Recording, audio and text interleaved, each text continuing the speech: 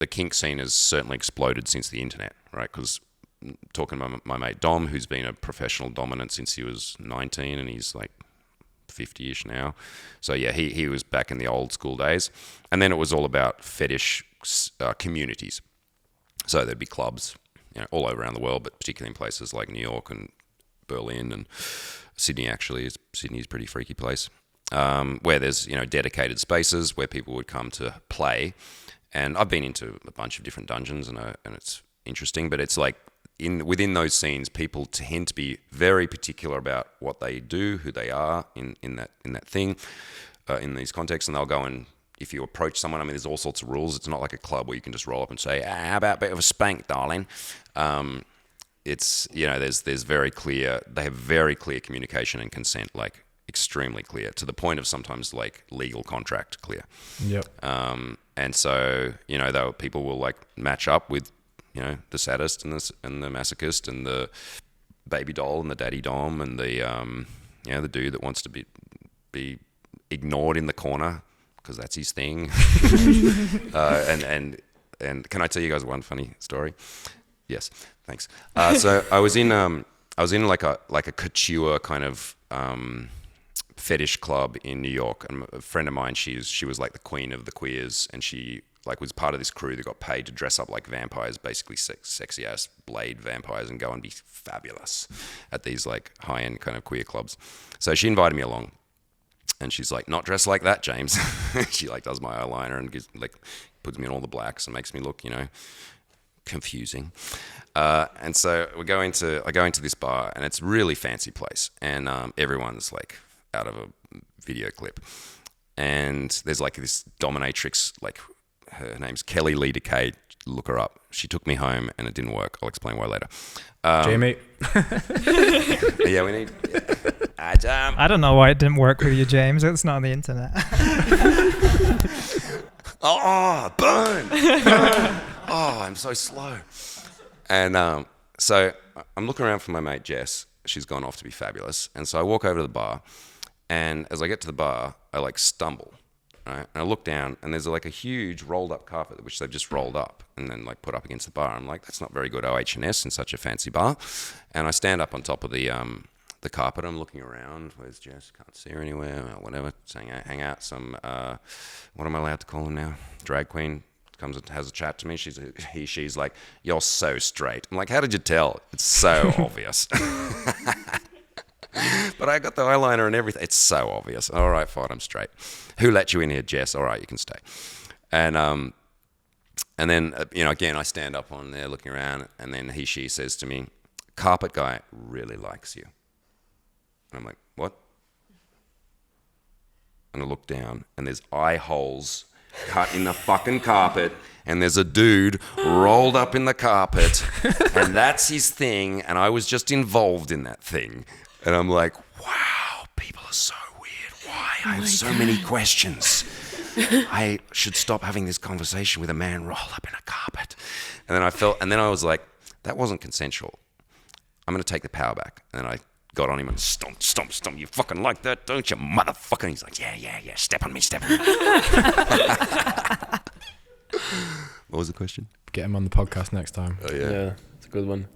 Yeah, so okay, what is BDSM in like a understandable log line? Just like if you want to like simplify it in one line. Bondage, domination, submission, masochism or sadomasochism. There's various, combinations of those four letters. So it's kind of like it's trying to like in four letters encompass the wild and wonderful world of kink. So if maybe kink is a better word to that will be more relatable, which literally just means more or less anything that is slightly deviant or outside of the norm of what we might consider normal sex in this time and place. Because what was considered normal sex back in Athenian Greece would have been way different than what it is now. So let's say whatever's normative now, it's or any deviance upon that, and it tends to have aspects of power play, right? So power exchange dynamics, and that tends to be kind of the engine that makes it really spicy and interesting. So that's where the submission and dominance comes into it. But it's not just about sub-dom. It's about friction. it's about impact, it's about intensity, and essentially it's about sensation. It's about there's many layers to it, but like it's creating varieties of different sensations, which then create contrast and polarity, which gives you a much broader spread of experience than just the, waves crashing with a soft light filter, pumping 2 strokes a second, or whatever it is that normal people do. All right, well. I mean, I could rant all day, but like, let's stop me. So for you two who've been working and are working at this cam agency, please, what are the weirdest kinks you guys have experienced? I remember I met a fetish girl, and she said that she had a client he had this fetish of putting any type of fruit on his dick, and she was leading him. She was telling him how to do, and she said first time we tried with peach, and it's really good because it nurtures and it's so moisturizing. And you can just go around with it. I'm like, oh wow, this is a cool thing. I would love to try.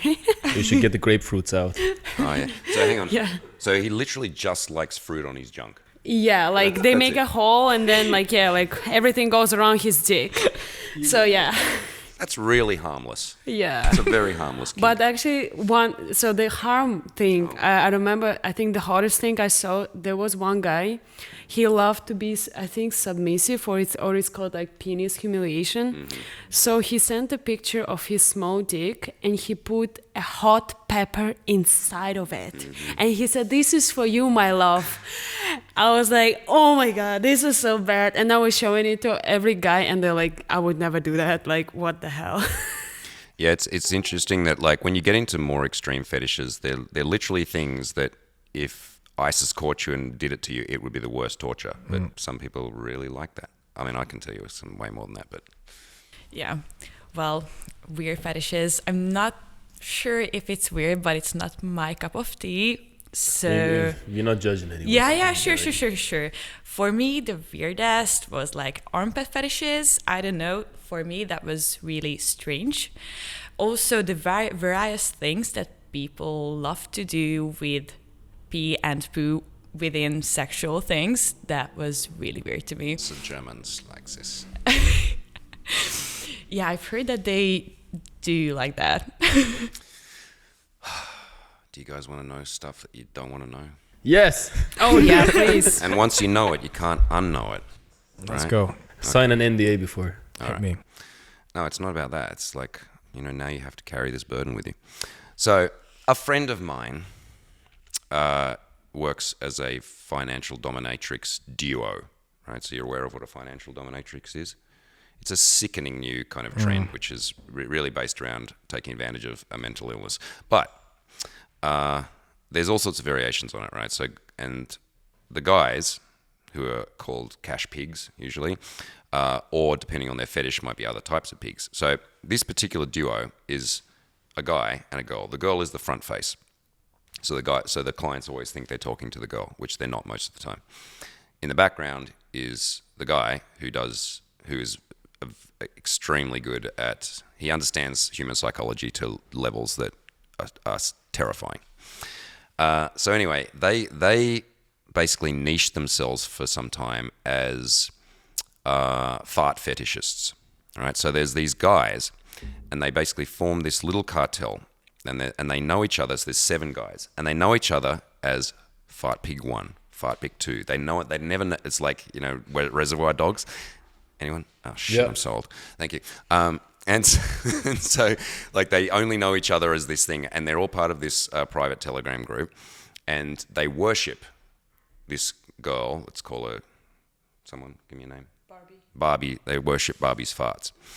All right, and so what they do is that I'm so sorry. What they do is every time, basically, they have committed to pay a fart tax.